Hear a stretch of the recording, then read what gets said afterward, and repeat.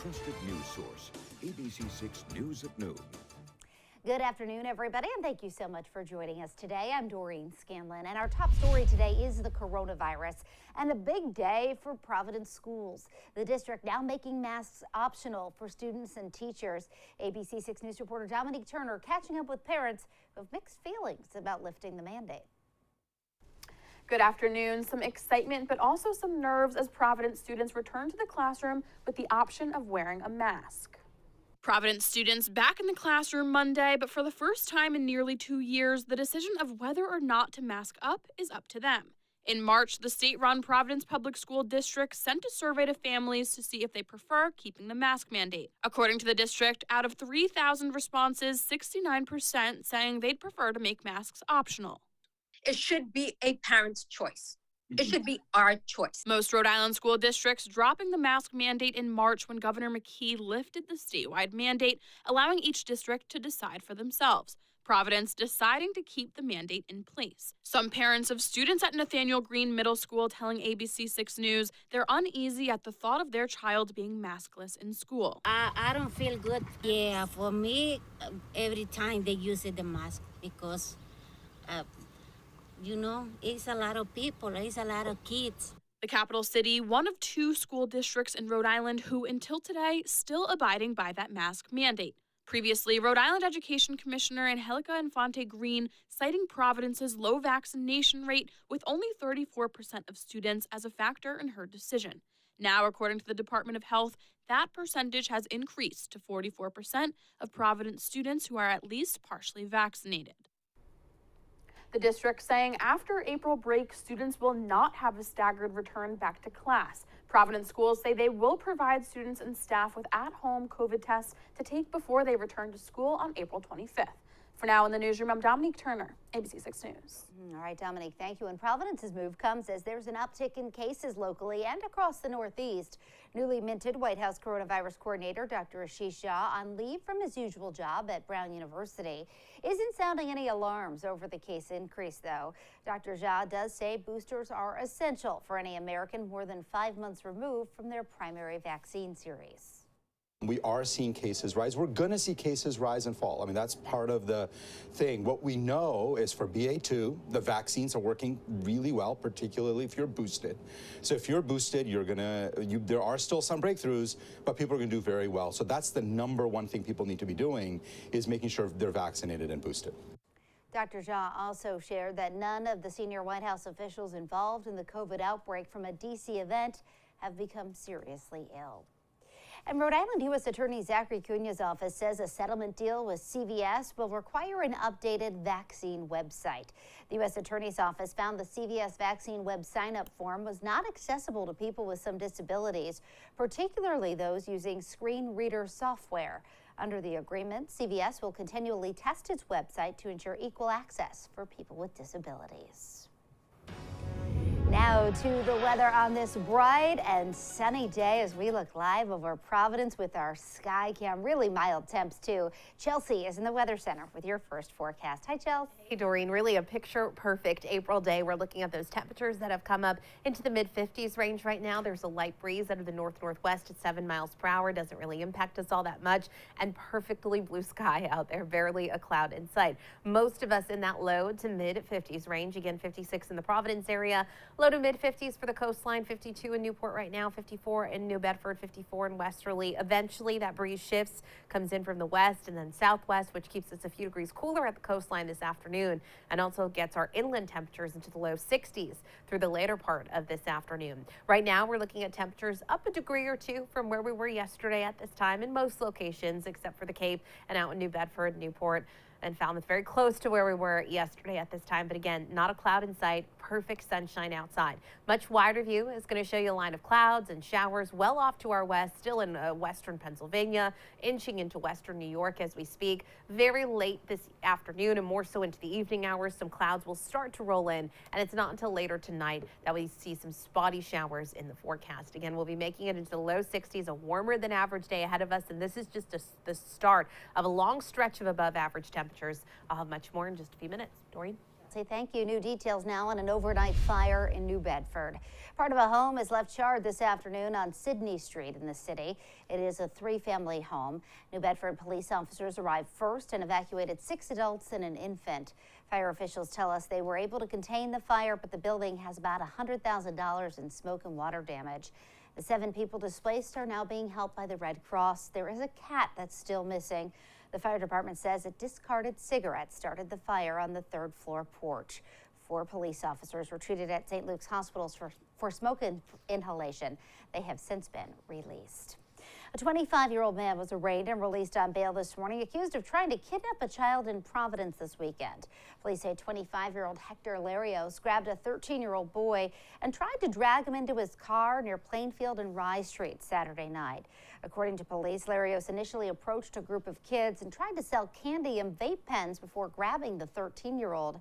As a condition of his bail, Larios cannot have contact with minors. And a Providence man has died following a shooting at the Wonderland Gentlemen's Club last weekend. Police say 30-year-old Angelo Gomez is now the city's 5th homicide of the year. The Board of Licenses held an emergency meeting and closed the club on Allens Avenue for 72 hours following the incident, but it has since reopened. Police are still searching for the person responsible for that shooting. And new at noon today, Middletown police took 79 guns, ammo, and bulletproof vests from a man's apartment on Lawrence Street last week. Police say 43-year-old Jeremy Speck was arrested. He was previously convicted of a violent crime in Texas that doesn't allow him to have guns. Police believe his 24-year-old son may have bought him the weapons. He was also arrested. Both were released on bail. They are due back in Superior Court in June. And on a national level, today the White House is focusing on gun control. President Joe Biden has a wish list of reforms for Congress. The president is said to be focused on regulating so-called ghost guns. People can put them together at home from kits, so they're hard to trace or regulate. You'll remember a recent case in Burrillville where a man was arrested and police reported finding more than 200 guns, some of them those ghost guns. Classifying some of the ghost gun parts as firearms would allow for more regulation. Bad people who want to get guns for bad purposes realize this is the easiest way to get a gun. It's even easier than going on a street corner and paying someone some money for a gun. As soon as today, Biden is expected to name his pick to lead the Bureau of Alcohol, Tobacco, Firearms, and Explosives. An official says the nominee is former U.S. Attorney Steve Diedelbach. And in local political news, it is voting day in 3 local communities. In Rhode Island, a little different than your traditional vote, as voters in the Exeter West Greenwich School District vote on the proposed budget for next year. The all-day referendum runs until 8 tonight. Then results will be announced at a special 8:30 EWG school committee meeting. In Bristol County, it's voting day in town elections for both Swansea and Somerset. And on Smith Hill today, the House Committee on Education will hear Rep. Patricia Morgan's bill on school curriculum. It's been compared to Florida's critic-dubbed Don't Say Gay bill, a characterization Governor Ron DeSantis has disputed there. The Rhode Island bill would not allow discussion of sexual preference, gender dysphoria, or sexual lifestyles in sex education in schools. It would also require children to be addressed using their biological gender pronouns unless parent permission is given to not do that. And now to an ABC6 update. The Massachusetts Director of Animal Health is ordering all bird shows be canceled until further notice. The Division of Animal Health is making the move because of avian flu spread among birds. 14 birds and 1 domestic flock have been found to have the avian flu in Massachusetts. The order cancels all competitions, exhibitions, shows, swaps, or other in-person events that encourage the gathering of domestic birds in the state. This will run until at least July 1st.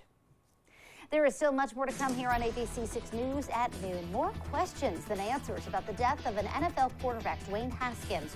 What we know so far. And a cause for concern as stores sell out of popular brands of baby formula.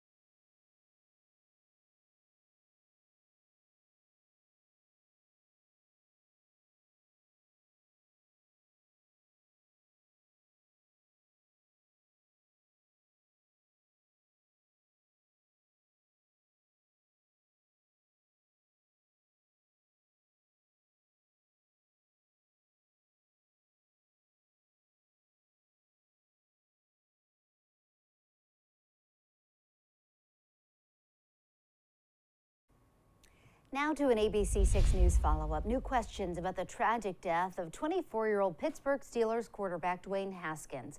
He died after being hit by a truck in Florida. Police say he was on foot trying to cross the interstate when he was killed. ABC's Victor Oquendo has the latest.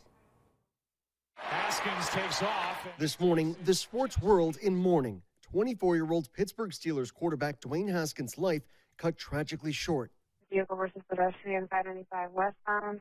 Florida Highway Patrol says Haskins was killed Saturday morning trying to cross a Florida highway when he was hit by an oncoming dump truck. Not conscious, not breathing at this time. Authorities investigating the accident as a traffic homicide, saying in an accident report, Mr. Haskins was walking on a limited access facility for unknown reasons. Haskins keeps. Full of promise, Haskins recently signed a deal with the Pittsburgh Steelers and had the opportunity to compete for a starting job. The Maryland native played college ball at Ohio State University, setting 28 records for the team, throwing 4,831 yards and 50 touchdown passes, leading his team to a Rose Bowl victory in 2019. His former coach, Urban Meyer, says the Heisman Trophy finalist was a man of strong faith and a wonderful teammate. He was, at the time, one of the highest recruited quarterbacks ever to land in Ohio State. And I thought, my goodness, we got something. Haskins was drafted in the first round to the Washington Redskins before signing with the Steelers in 2021. This morning, the tributes pouring in. Steelers head coach Mike Tomlin remembering Haskins as one of our hardest workers, both on the field and in our community, adding Dwayne was a great teammate, but even more so, a tremendous friend to so many. I am truly heartbroken. Wide receiver Chase Claypool posting this video. Dwayne, I was just with you, man. Tweeting he was with Haskins right before his death, writing, I can't help but think about how selfless you were in those moments. All you cared about was making sure that everyone around you was okay, and I can't thank you enough for that. You are what I strive to be.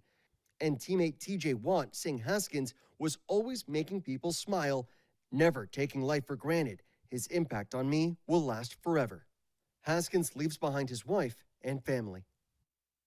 And no further information has been released by the Florida Highway Patrol. There's no word if the driver of that dump truck will face any charges. There are still so many questions here. Victor Oquendo, ABC News, Fort Lauderdale. Ahead at noon, panicked parents as stores start rationing baby formula supply. And the new option on your passport application, the first government agency to make the move.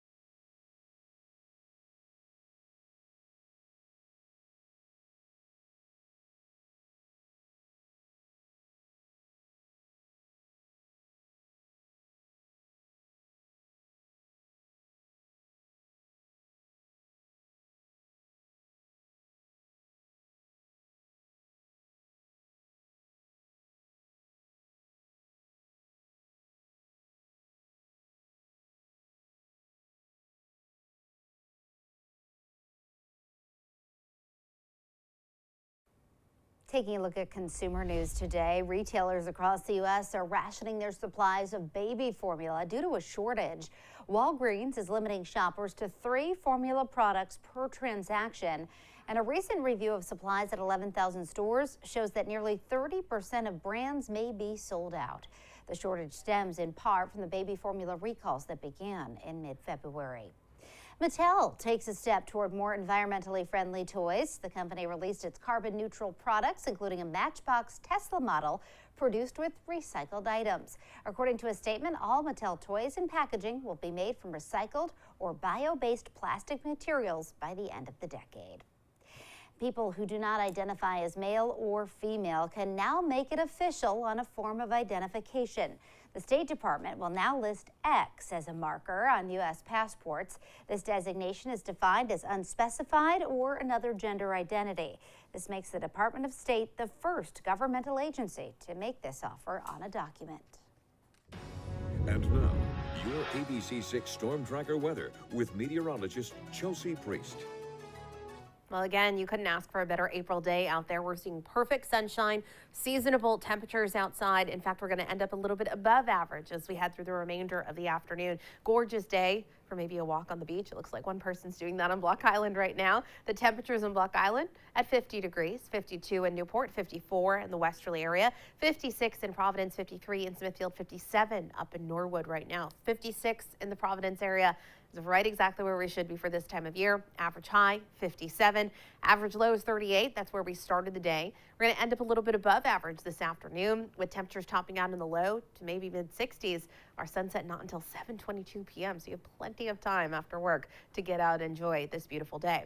The breeze is coming in light from the northwest, about 5 to 10 miles per hour, gradually shifting, going to come in from the west and eventually the southwest as we head through the later part of the day and into the night, which tends to keep us a few degrees cooler at the immediate coastline. Wind gusts have all but calmed down at this point, but will likely pick back up as we head through the day. And because the temperatures are in the 50s, we don't have to deal with any sort of wind chill factor. Temperature trend for today gets us into the low to mid 60s range. Now tomorrow, we actually start with more clouds and some showers. We'll talk about that in just a second. But as we get brighter into the afternoon, our highs will get closer to 70 degrees. We'll be in the 60s for Thursday, 70s on Thursday, and then 60s as we head through Friday and Saturday. Sunday's our only day in that 7-day forecast that we have high temperatures in the 50s range. Again, these temperatures are going to be for the Providence area, inland areas, typically a few degrees cooler for our coastal spots. Satellite radar image loop over the past 6 hours shows you the dry conditions that we've been experiencing. Again, barely even a cloud in sight outside this afternoon. We're going to stay mostly sunny for the remainder of the afternoon and into the early evening hours. It won't be until the evening that we start to see some clouds increasing ahead of this rain that's off to our west. This will all be moving its way eastward as we head through the coming hours. But again, we have plenty of sunshine left in the day before we see those clouds starting to roll in.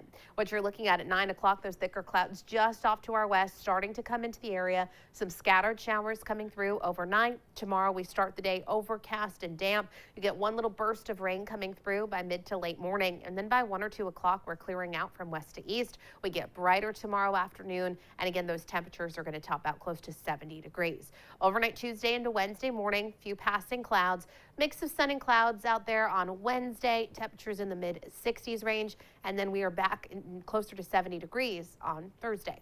Low 60s today. It's mostly sunny. Breezes again gradually shifting northwest-west, eventually to the south. Overnight, we have that southwest light breeze. Scattered showers arrive closer to midnight, continuing into the early morning hours. We get a little bit of a lull, and then another burst of a few scattered showers come through tomorrow morning. From there, we gradually dry out, and the temperature should make it into the upper 60s by tomorrow afternoon. Wednesday, we see a mix of sun and clouds, temps in the mid-60s, and then around 70 on Thursday with some rain arriving late Thursday.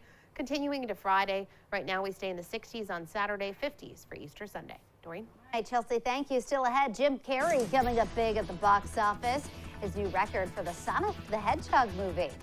And Monday Night Football bumping Dancing with the Stars. Well, you'll be able to see the competition this fall.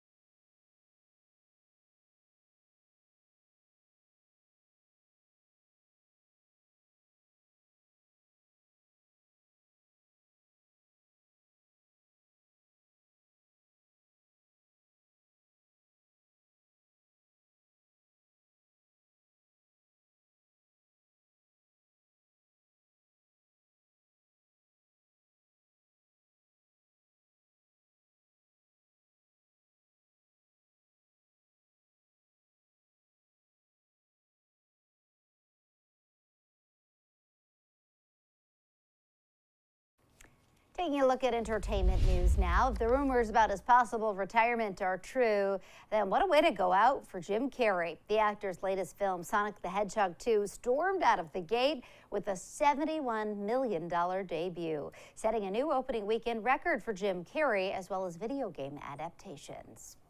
An Avenger is joining the Fast and Furious franchise. Captain Marvel herself, Brie Larson, will be in Fast and Furious 10, due out in May of 2023. Franchise star Vin Diesel broke the news about the Oscar-winning actress on Instagram, writing, "You have no idea how timeless and amazing she will be in our mythology." And Dancing with the Stars has a new home. The newest season of the dance competition will air exclusively on Disney+. This is the first live series for the streaming service. Monday Night Football will take over the show's primetime slot. Season 31 of Dancing with the Stars is set to air this fall. The latest group of celebrity contestants and dancing pros has not yet been announced. Still ahead, a local hospital group making sure all kids get to participate in Easter festivities. And Chelsea has another look at your afternoon forecast right after this. Stay with us.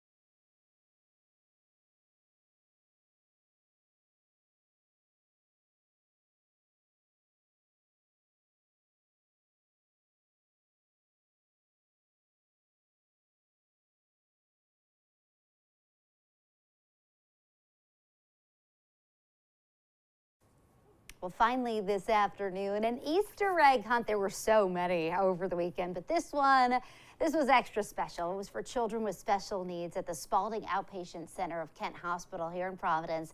Care New England sharing this video of the event with us. These Easter egg hunters, along with their families, enjoyed games as well as a special visit from none other than the Easter Bunny. I'm sure those families got some cute pics with the Easter Bunny too. So sweet. We had good weather for everything going on this weekend and more beautiful weather outside today. I mean, it's perfectly sunny. Those temperatures are in the low 60s this afternoon. Inland, a few degrees cooler at the coast. Tomorrow we're going to start damp with a lot of clouds, but we'll get brighter in the afternoon and highs get close to 70. In fact, most of that 7-day forecast, we have above average temperatures, some scattered showers here and there, but nothing super significant. All right, what a week. Yeah. Wow. Okay, Giles, thank you. And thank you for joining us for ABC6 News at noon. The news continues first at 4. Have a great day, everybody.